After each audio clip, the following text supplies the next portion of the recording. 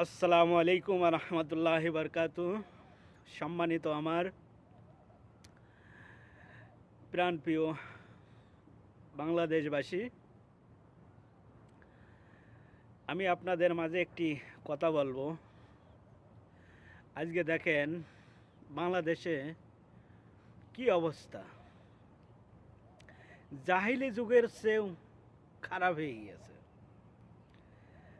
আরব দেশে জাহিলি যুগে যখন কন্যা সন্তান হতো তাদেরকে মেরে ফেলে দিত।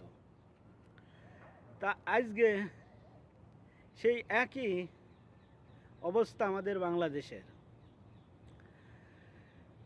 আমাদের সোহাগ ভাইকে চাঁদা না দেওয়ার কারণে তাকে মেরে ফেলে দিলে।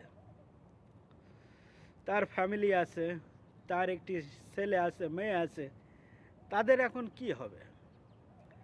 আমরা কোন যুগে বসবাস করছি যে একজন মানুষ চাঁদা দিতে রাজি হয়নি, তাকে মেরে ফেলে দিলে। আসেন দেশবাসী, আমরা আওয়াজ তুলি। যারা এই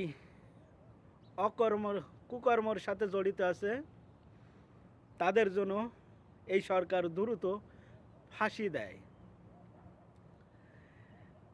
আমরা সবাই আসেন আওয়াজ তুলি।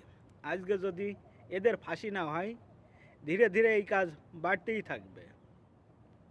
আসেন আমরা সবাই চাঁদামুক্ত, দুর্নীতিমুক্ত, ধর্ষণমুক্ত দেশ গড়ি।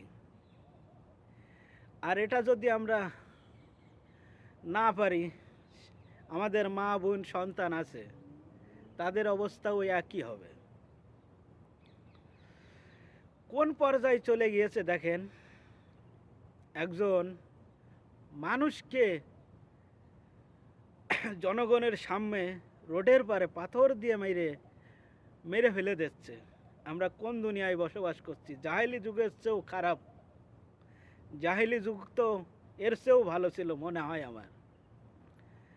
এখন আমরা সেই জাহেলি যুগের চেয়েও খারাপ অবস্থায় চলে আইছি। এদেরকে দ্রুত ফাঁসির কার্যকর করা উচিত আমি মনে করি, না হলে ধীরে ধীরে আরও বেশি হবে এই কাজ। সেদিনকে একটি ঘটনা ঘটলো মাগুরায়, আসিয়াকে ধর্ষণ করলো, তার এখনো পর্যন্ত বিচার হয়নি, তাদের ফাঁসি এখনো হয়নি। তাহলে এই দেশে